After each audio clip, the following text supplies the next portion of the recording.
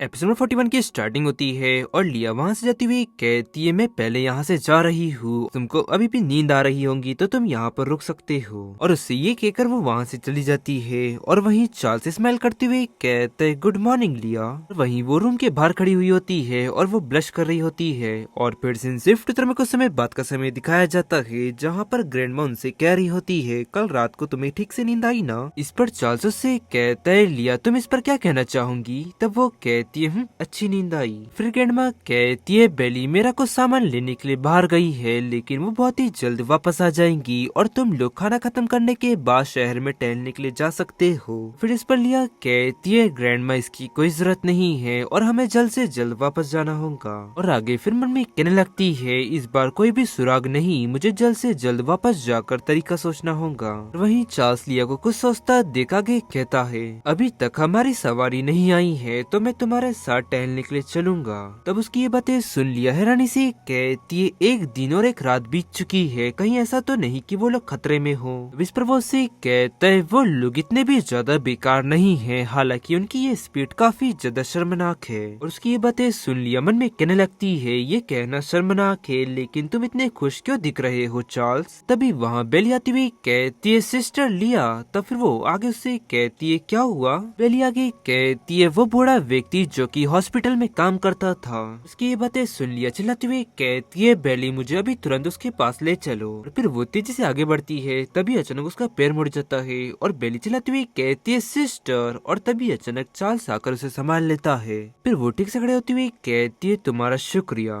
और आगे चार्ल्स कहता है एक बार वापस आने के बाद वो तुरंत भाग नहीं जाएगा, सबसे पहले तुम अपना नाश्ता कर लो। फिर लिया फटाफट वो सारे कुकीज खा लेती है और कहती है मेरा हो गया। फिर शिफ्ट वो लोग वहाँ पर पहुँच जाते हैं और घर के पास खड़े हुए होते हैं और चार्ल्स हैरानी से कहता है तुम अंदर जाओ। तब वो हैरानी से कहती है और तुम। और आगे मन में कहने लगती है मैंने तो सोचा था कि चार्ल्स मेरे साथ अंदर आएगा कि ये देखने के लिए कि मैं क्या पूछना चाहती हूँ उससे। तब फिर इस पर चार्ल्स से कहता है मुझे रेस ट्रैक या ऐसी किसी भी चीज में बिल्कुल भी दिलचस्पी नहीं है, नहीं मैं इस बारे में कुछ सुनना चाहता हूँ, लेकिन अगर लिया तुमने अंदर काफी ज्यादा देर लगाई तो मैं खुद अंदर चला आऊंगा। वो इस पर उससे कहती है हाँ ठीक है। और ये कहकर वो वहाँ से आगे बढ़ जाती है। लिया के थोड़े आगे चलने के बाद उसे सरसराहट की आवाज आती है और पीछे घूमती हुए मन में कहती है मुझे ऐसा क्यों लग रहा है कि उस पेड़ के पीछे चार्ल्स का कोई नाइट है। और फिर वो जाकर नॉक करती है और वहीं चार्ल्स के पास उसका नाइट आते हुए उससे कहता है सर।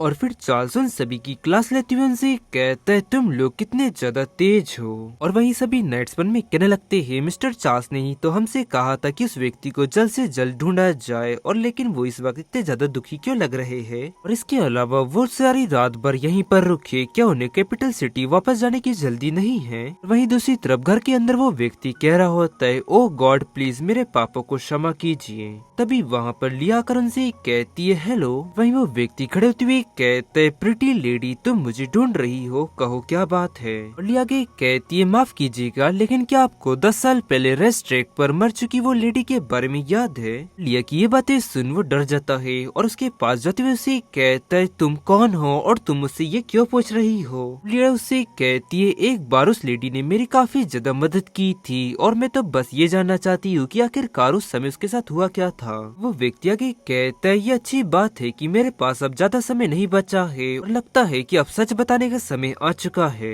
लिया के कहती है तो कहो कि उस साल आखिरकार हुआ क्या था। वो इस पर व्यक्ति कहता है सच कहूँ तो मुझे कुछ भी नहीं पता है, जब ये सब हुआ तब मैं छुट्टी पर था और एमबी परिवार से मैं मिलने के लिए गया था। फिर लिया कहती है तो फिर तुमने ऐसा क्यों किया। वो व्यक्ति कहता है क्योंकि मैंने कुछ और देखा, जब मैं घर के लिए वापस लौट रहा था तो मैं रेस्ट ट्रैक के पास एक जंगल से गुजर रहा था और उस दिन आसमान बादलों से घिरा हुआ था, जंगल काफी ज्यादा घना था। और फिर हम 10 साल पहले का समय देखते हैं जहाँ पर एक व्यक्ति पेड़ के पास कुछ डाल रहा होता है और वहीं तभी वो व्यक्ति वहाँ पर पहुँच जाता है और उसे ये करता देख आगे कहता है और उस समय मैंने देखा कि ल्यूक जो कि थोड़ी दूर पर कुछ फेंक रहा था। उसे देखते ही मुझे लगा कि कुछ तो गड़बड़ है, इसलिए मैं तुरंत छुप गया। और फिर लगभग आधे घंटे बाद मैंने ल्यूक को वहाँ से बाहर भागते हुए देखा और फिर मैंने सावधानी से उसका पीछा किया और तब मैंने जो देखा वो नोबल लेडी से बात कर रहा था। और फिर ठीक 1 साल बाद वो एरल कैली की न्यू वाइफ बन गई।